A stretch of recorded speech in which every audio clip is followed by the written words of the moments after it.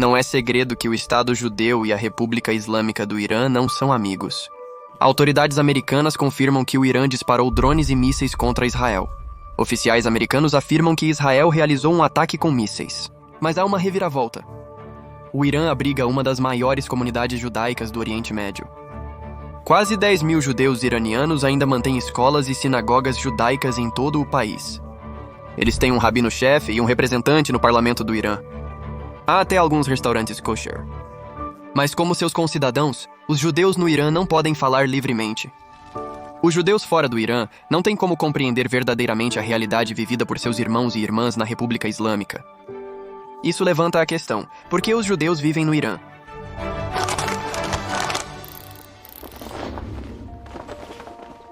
Os judeus chegaram ao Irã há cerca de 2.700 anos.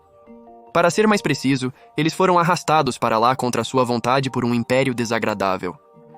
Um começo amargo para uma longa e vibrante história. Apesar de ser impossível resumir quase 3 milênios em um único vídeo, a história bíblica de Ester o faz muito bem. De acordo com a Bíblia hebraica, o imperador persa está em busca de uma nova esposa para seu harém. Ele escolhe uma bela mulher chamada Ester, sem perceber que ela é judia. E ela não tem interesse em revelar seu segredo, porque o segundo em comando do imperador é um antissemita fervoroso, e ele estava em uma missão para massacrar todos os judeus do império. Ele não percebe que a rainha é uma dessas judias. Agora ela deve salvar seu povo. Então Ester conta ao marido que seu conselheiro está planejando matá-la junto com o resto de seu povo. O imperador fica extremamente descontente ao descobrir que seu segundo no comando é um lunático genocida, cujo plano de matar todos os judeus privará a Pérsia de sua rainha. Você conhece o resto da história. Eles tentaram nos matar, falharam, vamos comer.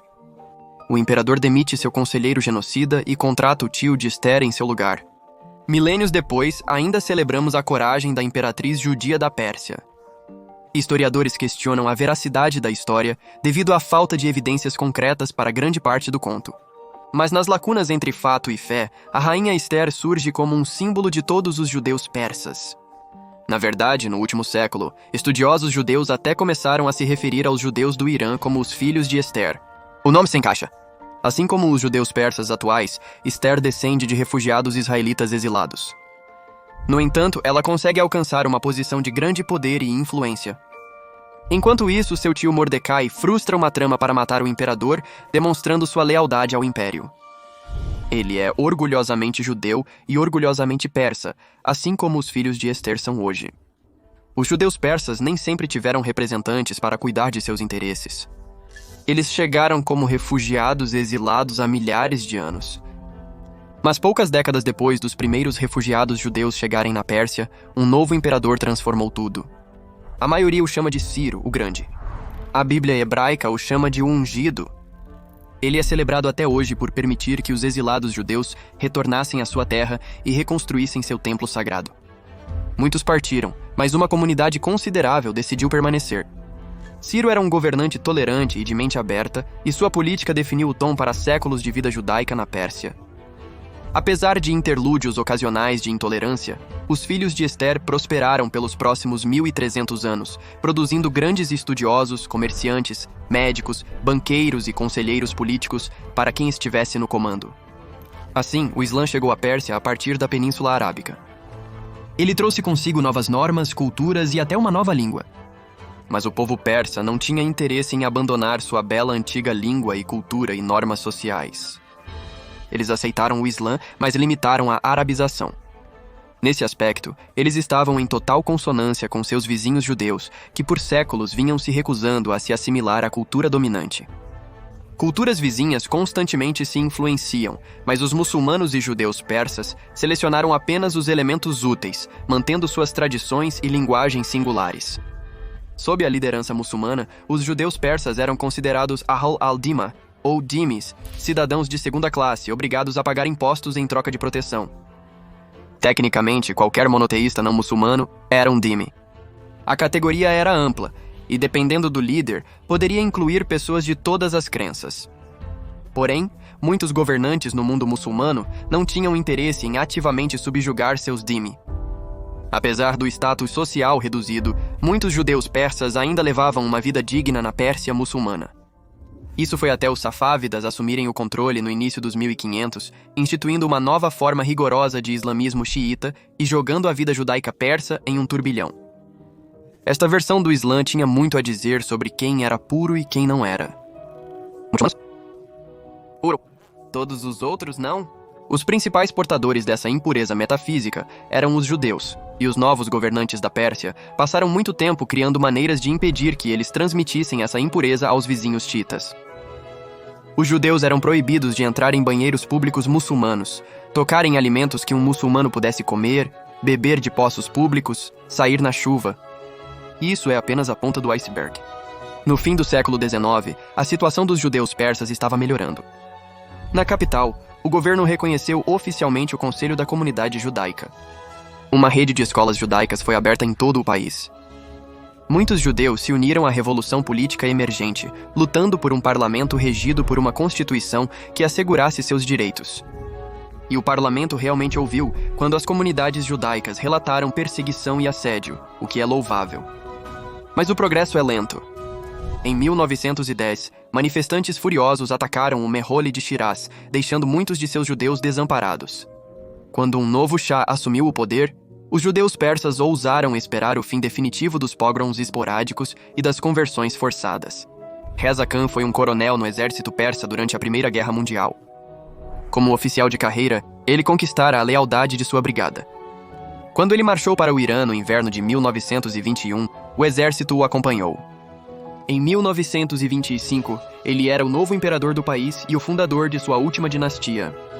Ele escolheu um novo nome para si mesmo, Reza Shah Pahlavi, Shah sendo a palavra persa para rei. Uma década após seu governo, ele também renomeou seu país. A Pérsia agora era oficialmente o Irã. Reza Shah não era um liberal e não transformou o Irã em uma democracia, mas era um homem prático e queria modernizar seu país para transformar o Irã de um atraso religioso em uma forte nação secular que pudesse resistir à interferência de potências estrangeiras.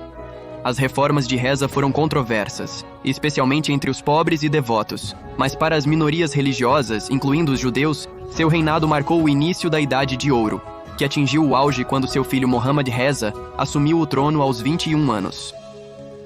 Nos anos 1960, o novo Shah deu início à Revolução Branca. Branca porque não foi sangrenta e realmente elevou o país e o povo. Concedeu liberdades para as mulheres, minorias religiosas, porque ele estava fazendo coisas boas para o país. E eu acho que a história o colocaria em um lugar melhor do que ele parece, hoje.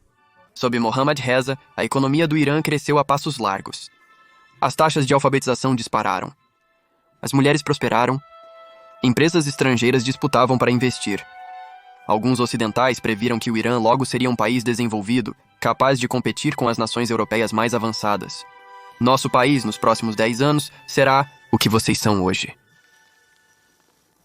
Segundo outras pessoas, nos próximos 25 anos, estaremos entre os 5 principais países mais prósperos do mundo.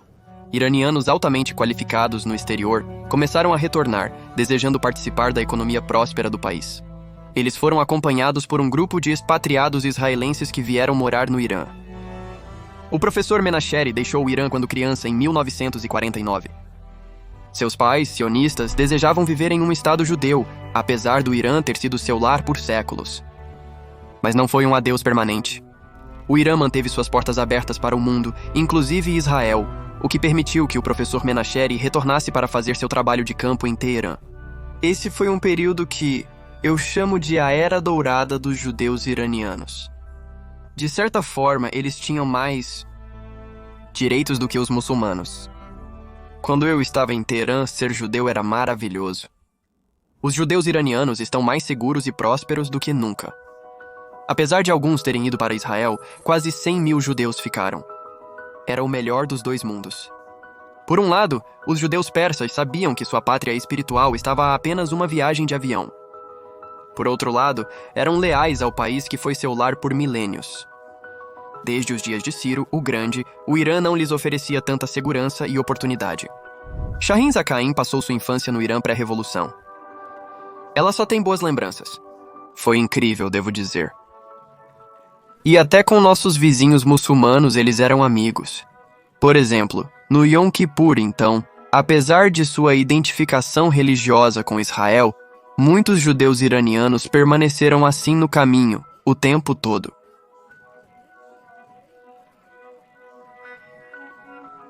Então, apesar de se identificarem religiosamente com Israel, muitos judeus iranianos permaneceram no Irã. A vida sob o Shah era boa. Ainda hoje, os judeus iranianos cantam seus louvores. É comum ver fotos do Shah em bancas de mercado iraniano-israelenses. Além disso, muitos judeus iranianos religiosos estavam cautelosos sobre o movimento sionista secular, e havia grandes diferenças culturais entre iranianos e israelenses. Aqueles que foram para Israel frequentemente ficaram perplexos com a informalidade da cultura local. Mas problemas estavam a caminho. Os humanos são complicados e para os imperadores ainda mais. O legado deles vai além de suas interações pessoais. As políticas do Shah afetaram milhões, e enquanto alguns desfrutaram de prosperidade e aceitação sem precedentes, a riqueza não foi distribuída igualmente. O abismo entre ricos e pobres era quase intransponível. Os pobres começaram a protestar. Eles foram acompanhados por universitários e intelectuais da classe média que apoiavam a luta de classes. Unindo-os estava um clérigo carismático que logo se tornaria mundialmente famoso. Seu nome era Ruhollah Khomeini. Sob a bandeira do Islã, ele uniu os pobres e a intelectualidade, os marxistas e a classe média, os devotos e os seculares. Ele nunca fingiu ser moderado ou amenizou sua mensagem para atrair um público maior. Mas ele era astuto. Ele falava com cada grupo na linguagem que mais os atraía. Os anti-imperialistas o ouviram chamar o Shah de fantoche ocidental.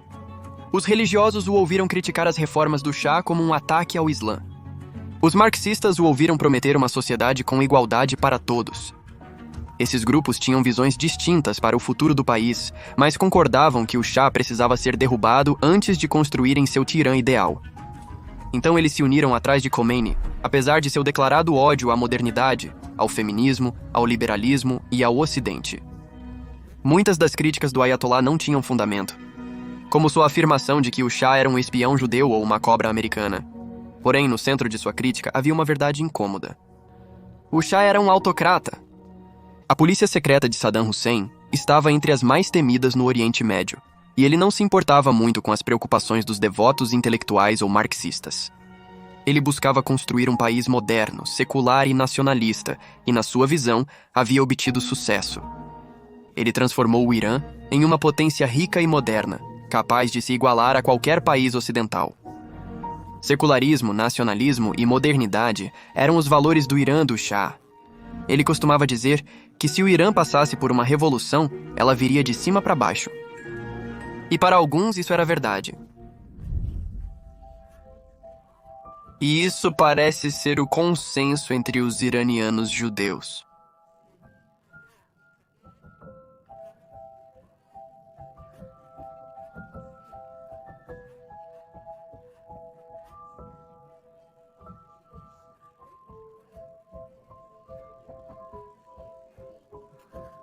A maioria dos quais experimentou seu primeiro gosto de liberdade e igualdade sob o Shah.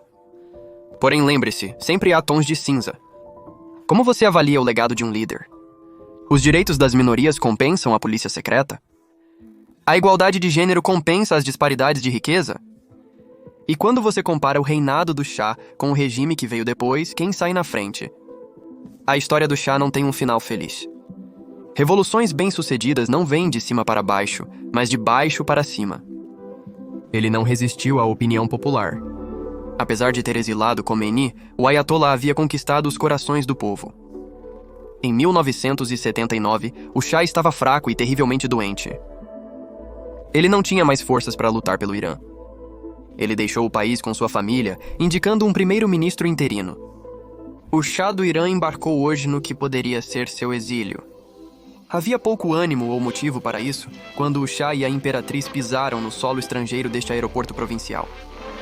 Desde então, os Pahlavis viveram no exílio, realeza sem um trono, observando um regime islamista colocar seu país em chamas. Enquanto isso, os judeus do Irã prendiam a respiração. A instabilidade política é prejudicial para as minorias. A Revolução Islâmica não foi exceção. Habib al-Ghanian era presidente da Sociedade Judaica de Teherã e importante líder comunitário. Ele também estava entre os mais ricos e poderosos do país. Mas isso não impediu o Tribunal Revolucionário Islâmico de prendê-los sob acusações falsas de espionagem sionista e amizade com os inimigos de Deus, seja lá o que isso signifique. Isso não impediu sua farsa de julgamento, que terminou em 15 minutos. Mesmo assim, o pelotão de fuzilamento tirou sua vida. Isso não impediu o novo governo de confiscar todos os seus bens. Se isso pode acontecer com um dos judeus mais ricos e poderosos do Irã, que esperança qualquer judeu teria? Então, a maioria dos judeus fugiu, deixando tudo para trás. Mas aqueles que ficaram se encontraram presos em uma situação impossível. Por um lado, o país e a cultura que eles amavam tanto. Por outro lado, um regime que parecia empenhado em desmantelar tudo o que tornava a vida no Irã tão doce. Foi bem difícil. As ruas estavam bloqueadas. Os estacionamentos e as estações de televisão estavam fechados. De repente, tudo caiu. O que era permitido ser vendido ontem, hoje não era mais. Mas os judeus do Irã tinham problemas maiores para se preocupar.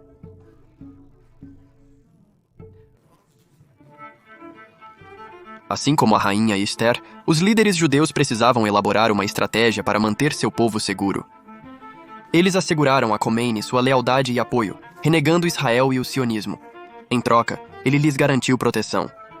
Desde que rejeitassem publicamente o Estado judeu e apoiassem o regime, estariam seguros. Na maioria das vezes isso era verdade.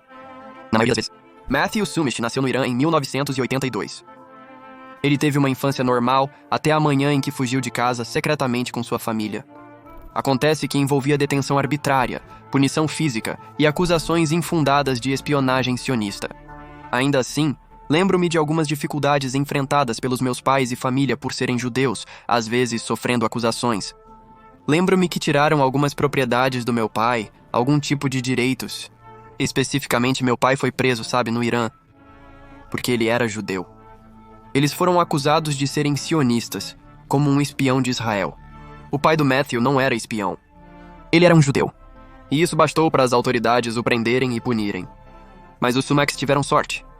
Após ser injustamente preso e espancado, o Sr. Summach tinha amigos muçulmanos que podiam defendê-lo. Ele foi solto da prisão, marcado, mas vivo. Em meados dos anos 90, os pais de Matthew estavam fartos. Eles desejavam uma vida melhor para seus filhos, sem detenções arbitrárias e espancamentos. Nós não sabíamos nada sobre isso, que iríamos nos mudar no último minuto. De repente, me vi às 4 ou 5 da manhã no aeroporto, Deixando o país. Nós apenas tínhamos algumas malas. Meus pais deixaram todos os pertences e a casa para trás. Ele deixou tudo para trás para mostrar que voltaria, porque caso contrário, eu não acho que eles o deixariam sair do país. A vida no Irã tinha se tornado intolerável. A família Summach deixou tudo o que tinha, juntando-se oficialmente a uma enorme comunidade de exilados iranianos no exterior. Muitos, como Shahin, fugiram para Israel, o país que foram forçados a renegar. Mas não foi tão fácil escapar. Agora, a questão é que o governo no Irã se recusou a sair. Mas eles conseguiram.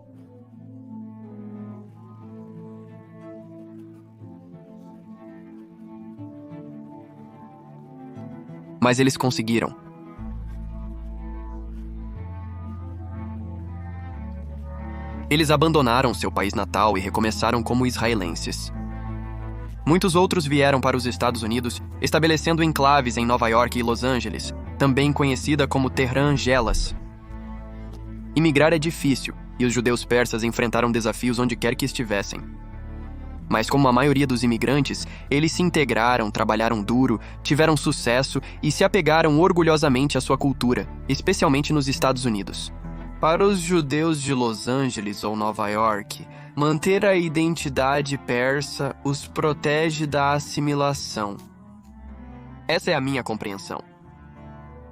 Se vocês permanecerem iranianos, as chances são menores de que serão assimilados. Em Israel, todos somos assimilados. Estamos agora em uma guerra na qual as pessoas são mortas. Ninguém pergunta se você é Ashkenazi, se você é Sefardi. Nossos inimigos não diferenciam os tipos de judeus. Na luta pela sobrevivência, ninguém questiona a origem do seu avô ou suas práticas. Mas fora do Estado judeu, uma identidade especificamente judaico-persa é mais uma salvaguarda contra a assimilação. Os judeus persas nos Estados Unidos são uma das comunidades mais orgulhosas e prósperas de toda a diáspora judaica. Eles também estão entre os mais vocais e apaixonados defensores do Estado de Israel e de um Irã livre. Nisso, encontraram afinidade com outros exilados iranianos de coração partido pelo que seu país se tornou. Sejam eles judeus ou não, os expatriados iranianos têm orgulho da sua cultura. Eles estão chocados com o que o regime islâmico fez a ela. A cultura persa é antiga. Ela resistiu a invasões estrangeiras, resistiu à arabização e sobreviverá, independentemente do que ocorrer. A comunidade judaica persa também é resiliente. Estes são os filhos de Esther.